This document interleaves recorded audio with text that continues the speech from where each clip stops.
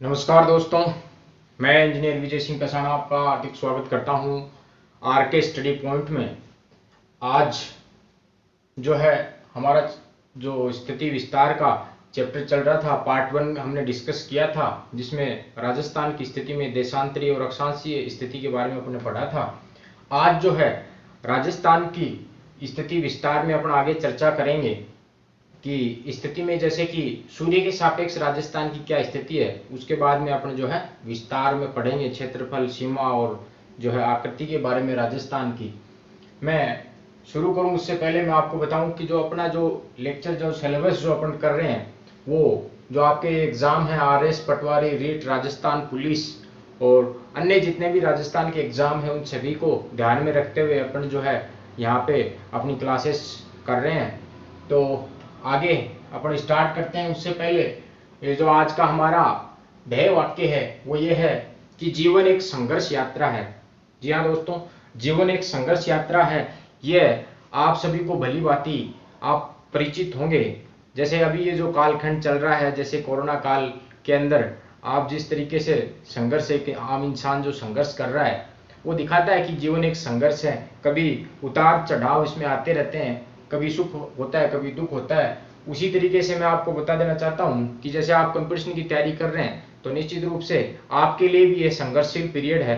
तो इस संघर्ष को आप चुनौती मानिए और अपना जो पूरा प्रयास है वो जो है अपनी किताबों के ऊपर आप फोकस कीजिए और ज़्यादा से ज़्यादा समय जो है स्टडी को दीजिए और इस संघर्ष को जो है आप एक चुनौती मानते हुए अपनी सफलता को जो है परचम आप लहराएं, ताकि आप किसी भी गवर्नमेंट जॉब के अंदर जो है सफलता प्राप्त करें। इसलिए इस कोरोना कालखंड को अपना जीवन का आधार बनाइए, इसको अपने जीवन की ताकत बनाइए, इसको एक अपॉर्चुनिटी को जो है एक अवसर में क्रिएट कीजिए और सफलता को सुनिश्चित कीजिए। इसलिए जीवन एक संघर्ष है, इसे आप चुनौती के रूप में लीजिए और जो है अपनी सफलता की जो है गाथा लिखिए। दोस्तों, ज़्यादा समय जाया नहीं करते हुए अपन अपने टॉपिक के ऊपर चर्चा करते हैं। आज का जो अपनी स्थिति विस्तार है, इसमें अपन देखेंगे कि राजस्थान की जो जैसे स्थिति में अपने अक्षांशीय देशांतरीय के अंदर स्थिति देखी, उसी प्रकार से अपन देखते हैं कि राजस्थान की जो है सूर्य के सापेक्ष क्या स्थिति है। यानी सूर्य के सापेक्ष अपन कह सकते हैं इसको, सूर्य के सापेक्ष राजस्थान।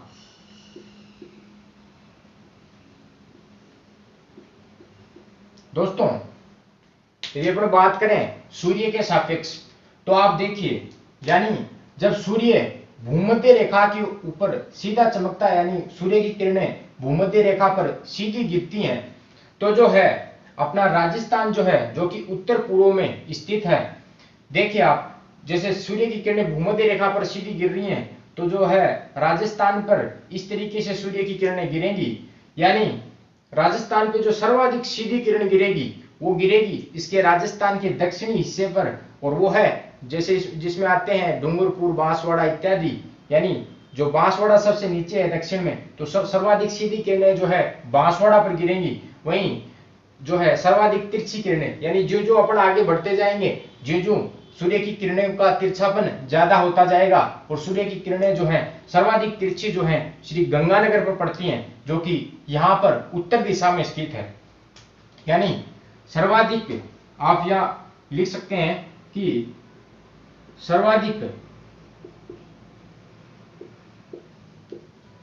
सीधी किरण कहां पड़ती हैं? सर्वाधिक सीधी किरण पड़ती हैं बांसवाड़ा। वहीं यदि बात करें सर्वाधिक तिरछी किरण, सर्वाधिक तिरछी किरण कहां पड़ती है दोस्तों? श्री गंगानगर।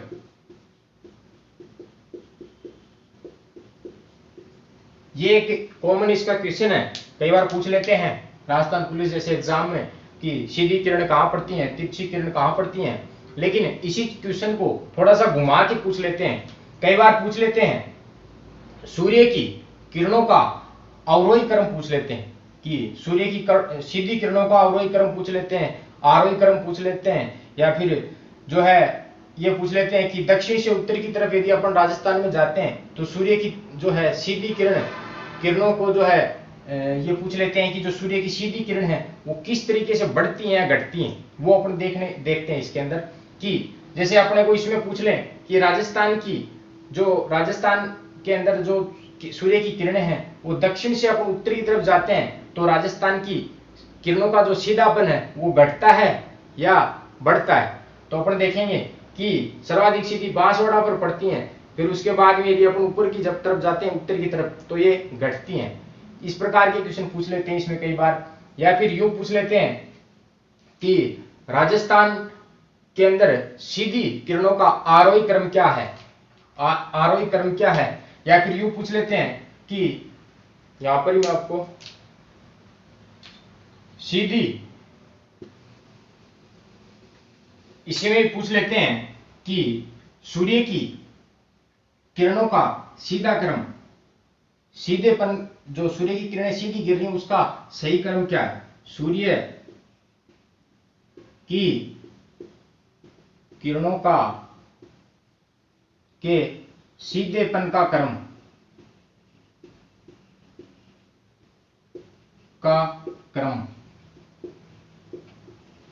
तो इसमें दोस्तों सर्वाधिक सीधी पड़ती हैं, जैसा कि आपने देखा कि सर्वाधिक सीधी बांसवाड़ा पर पड़ती हैं। तो पहला नंबर जो है बांसवाड़ा का, और दूसरे नंबर पर जो है डूंगरपुर, बांसवाड़ा से ऊपर डूंगरपुर आता है और दूसरा नंबर डूंगरपुर का है। वहीं तीसरे नंबर पर अपन देखें कई लोग उदयपुर कर देते हैं। दोस्तों ये क्वेश्चन कई बार गलत होता है, कई बार बांसवाड़ा डूंगरपुर के बाद में उदयपुर कर देते हैं, जबकि उदयपुर न होके वहां पर प्रतापगढ़ है। और उसके बाद में जो है प्रतापगढ़ के बाद में भीलवाड़ा और फिर अंत में उदयपुर। तो इस प्रकार से आपको इसका सही जवाब देना है कि सूर्य की किरणों के सीधेपन का सही क्रम सबसे पहले बांसवाड़ा में पड़ती है, फिर डूंगरपुर, फिर प्रतापगढ़, फिर भीलवाड़ा, फिर उदयपुर। अब उसी प्रकार से अपन देखें तो इसका कई बार पूछ लेते हैं कि सूर्य की किरणों के सीधेपन का आरोही क्रम,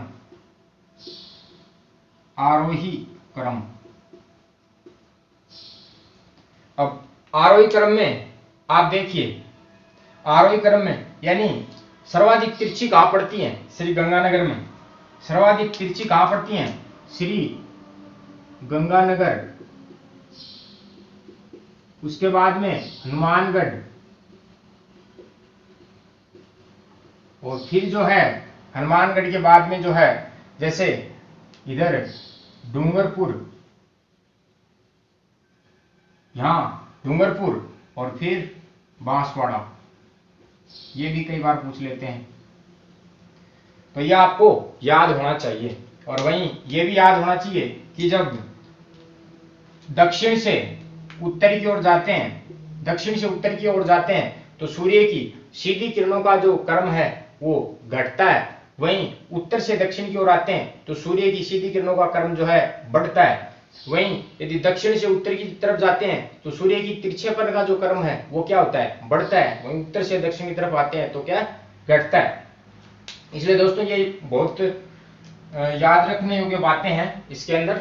और इसके बाद में अपन चर्चा करते हैं कि जैसे एक होता है जिसमें अपन देखते हैं कि सूर्य यदि भूमध्य रेखा पर न चमक के, यदि ये कर्क रेखा पर चमके, यदि भूमध्य रेखा पर न चमकते हुए यदि ये कर्क रेखा पर चमके, जिसको अपन कर्क संक्रांति बोलते हैं, और जो 21 जून को आती है, जिसको अपन कर्क संक्रांति बोलते हैं, और जो है 21 जून को आती है।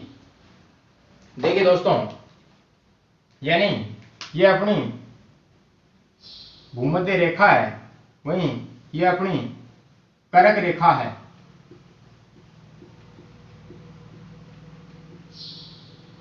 यहां जो है यदि सूर्य जो है वो यहां चमकने लग जाए,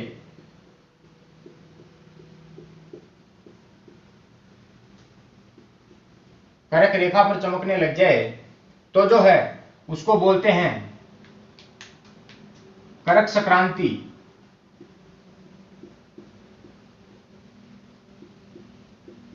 उसको बोलते हैं कर्क संक्रांति और ये आती है 21 जून को। और इस दिन होता क्या है, होता क्या है दोस्तों, इस दिन सबसे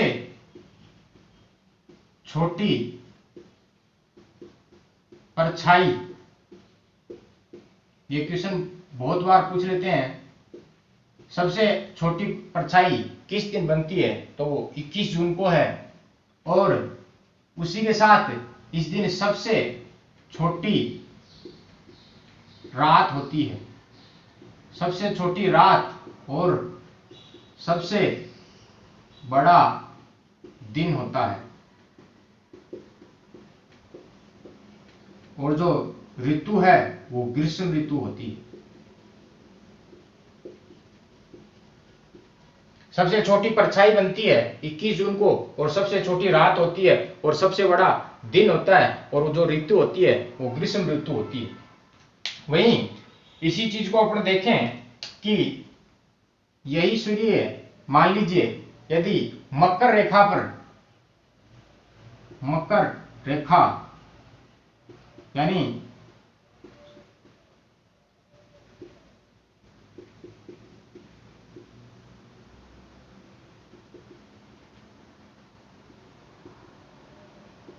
सूर्य जो है यहां पर मकर रेखा पर चमकने लग जाए तो जो है क्या होता है,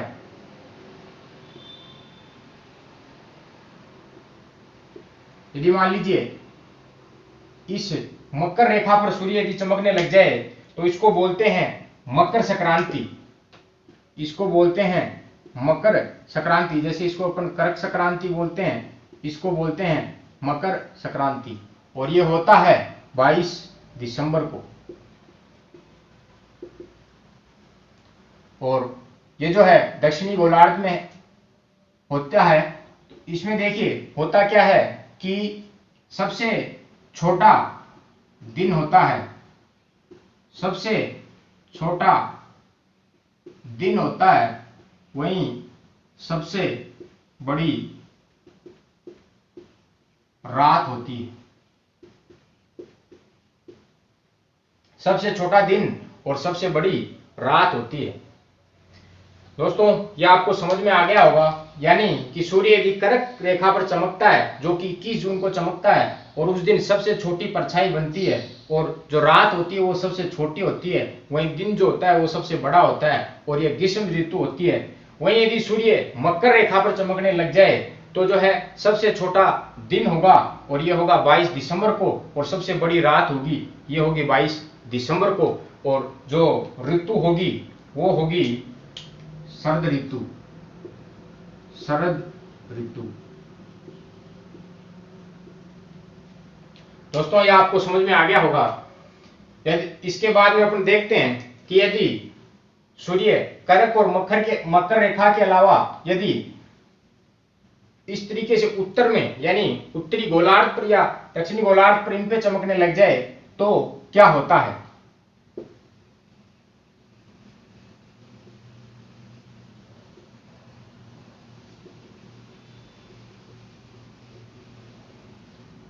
आइए दोस्तों इसमें अपन देखते हैं।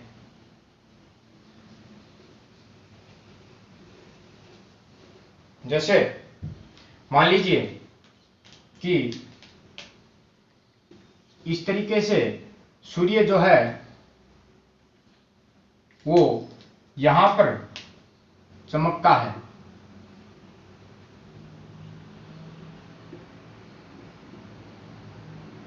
यहां पर चमकता है, तो जो है इसको बोलते हैं वसंत विषु। इसको बोलते हैं वसंत विषु, वसंत विषु। और यह होता है 21 मार्च को। इसमें जो है दिन और रात दोनों समान होते हैं, समान होते हैं, यानी दिन और रात दोनों समान होते हैं, वहीं यदि ये सूर्य जो दक्षिणी गोलार्ध है वहां पे क्या होता है, उसको बोलते हैं अपन शरद विषुव, शरद विषुव। और ये जो दक्षिणी गोलार्ध में जो ये होता है, ये होता है 23 सितंबर को। दोस्तों 21 मार्च को, जिसको अपन वसंत विषुव बोलते हैं, दिन रात दोनों की अवधि समान होती है और शरद विषुव के अंदर ये 23 सितंबर को होती है, वहीं वसंत विषुव 21 मार्च को होती है उत्तरी गोलार्ध में। तो दोस्तों आपको ये समझ में आ गया होगा कि दिन और रात की अवधि किस तरीके से जो है और किस डेट को जो है समान रहती हैं। आगे अपन देखते हैं कि ये हमारे जो मुख्य थे स्थिति से संबंधित जो अब तक अपना है वो क्लियर हो गया है। इसके अंदर नियर अबाउट अपन ने सभी चीजों को कवर अप किया है। उसके बाद में अपन आगे देखते हैं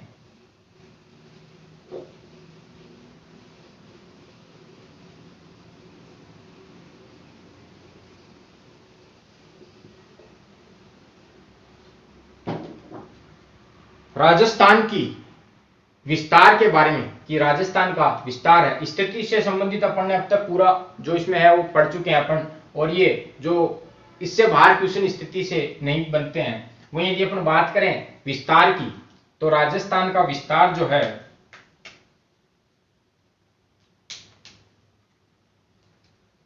राजस्थान का विस्तार, दोस्तों मैंने बताया था प्रीवियस लेक्चर में कि राजस्थान का जो विस्तार है वो उसको अपन ने 3 भागों में डिवाइड किया है।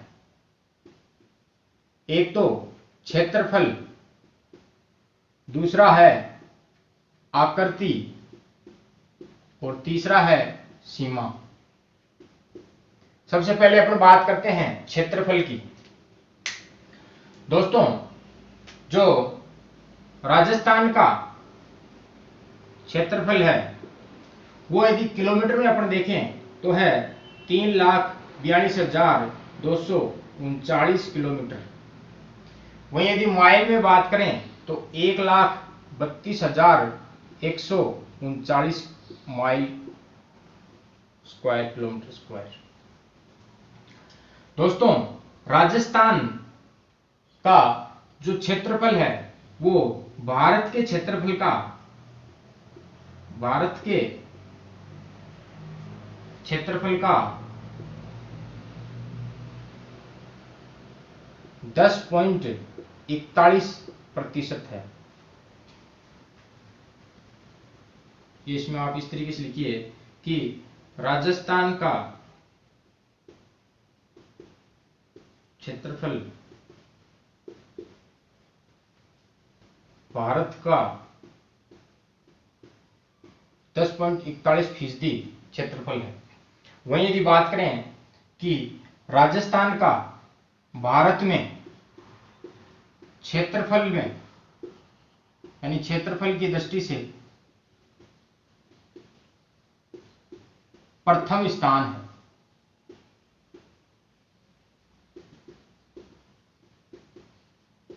क्षेत्रफल की दृष्टि से भारत का राजस्थान में प्रथम स्थान है, वहीं जनसंख्या की दृष्टि से 7वां स्थान है।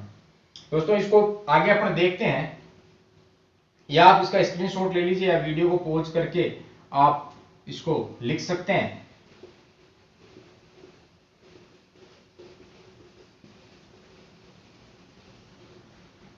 आगे अपन बात करें कि जैसे कुछ एक जिले हैं, राजस्थान में 33 जिले हैं, उनमें से अपन देखते हैं कौन कौन से जिले हैं जो बड़े हैं और कौन कौन से जिले हैं जो छोटे हैं।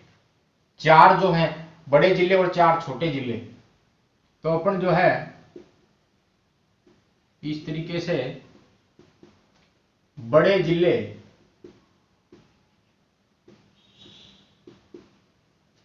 छोटे जिले,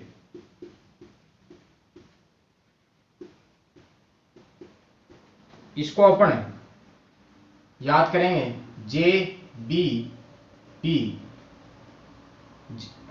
जैसलमेर, बीकानेर, बाड़मेर और जोधपुर, और इसको DBP यानी धौलपुर, दौसा, डूंगरपुर और प्रतापगढ़,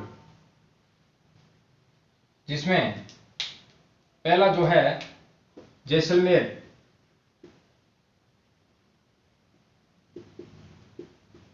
पहला जिला है जैसलमेर, जो कि जिसका क्षेत्रफल है 38,401। वहीं दूसरा जिला है बीकानेर, बाड़मेर, जोधपुर,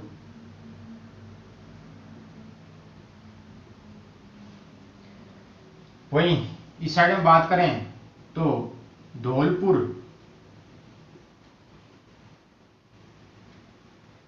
जो कि है 30,34, दौसा, उसके बाद में डूंगरपुर,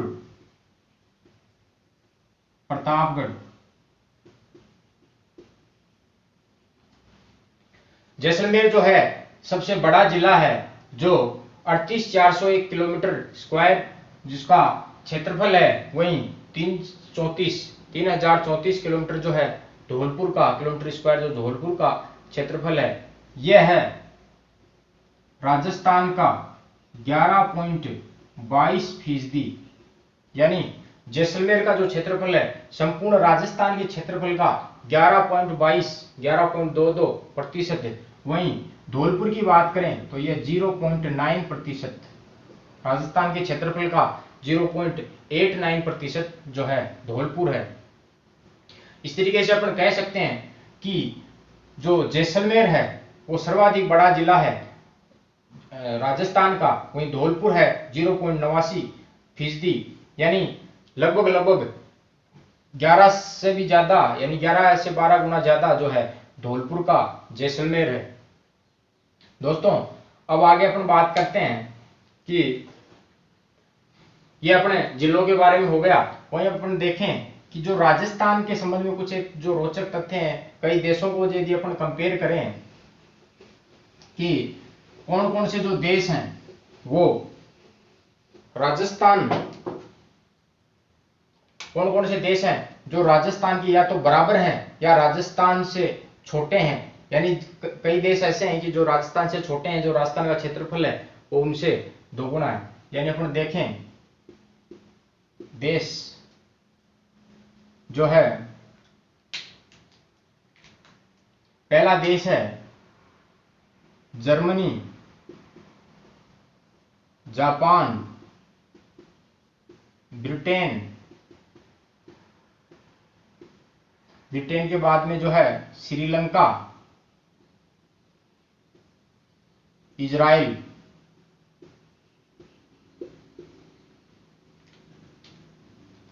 क्षेत्रफल की बात करें तो राजस्थान जो है जर्मनी के लगभग क्या है, जर्मनी के लगभग बराबर है, जर्मनी के लगभग राजस्थान बराबर है। वहीं जापान के भी राजस्थान जो है लगभग बराबर है। वहीं यदि बात करें ब्रिटेन के, तो ब्रिटेन का जो राजस्थान है 2 गुना है, यानी ब्रिटेन से राजस्थान 2 गुना बड़ा है। वहीं श्रीलंका की बात करें तो श्रीलंका से 5 गुना बड़ा है राजस्थान। वहीं बात करें इजराइल की, तो इजराइल से दोस्तों 17 गुना बड़ा है, 17 गुना बड़ा है इजराइल से राजस्थान।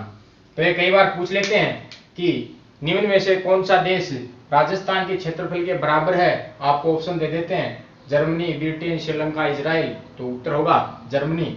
वहीं कई बार पूछ लेते हैं कि राजस्थान किस देश का लगभग क्षेत्रफल जो है दोगुना है, तो उसका जो राइट आंसर होगा ब्रिटेन है। ये कई बार जो है क्वेश्चन पूछ लेते हैं।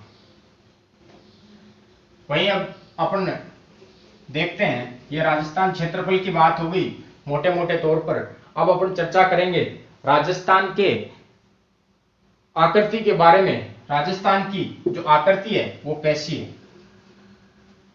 ये दोस्तों राजस्थान की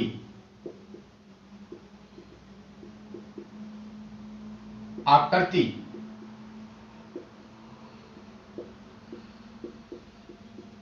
दोस्तों राजस्थान की जो आकृति है यानी अपना राजस्थान लगभग इस प्रकार से है, यानी पूर्व से पश्चिम 869 किलोमीटर है, वहीं उत्तर से दक्षिण लगभग 826 किलोमीटर है। तो जो है एक अकॉर्डिंग टू टीएच हैंडले, जिन्होंने राजस्थान को रोम्बस के आकार का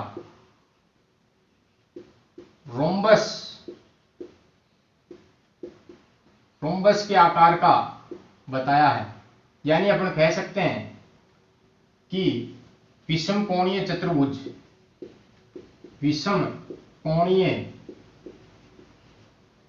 चतुर्भुज, यानी जिसकी कोई भी जो भुजा है वो बराबर नहीं है, विषम कोणीय है। हर एक जो भुजा है वो विषम कोणीय है, उसको अपन विषम कोणीय जो चतुर्भुज आकार है जिसकी कोई भी जो भुजा है वो बराबर नहीं, विषम कोणीय चतुर्भुज है। या इसको अपन कह सकते हैं जैसे पतंगाकार, देखने में अपने को पतंगाकार आकृति प्रतीत होती है, तो इसको अपन जो है पतंगाकार भी कहते हैं। तो पतंगाकार आकृति भी राजस्थान की जो है पतंगाकार आकृति प्रतीत होती है। दोस्तों आज के वीडियो लेक्चर में इतना ही।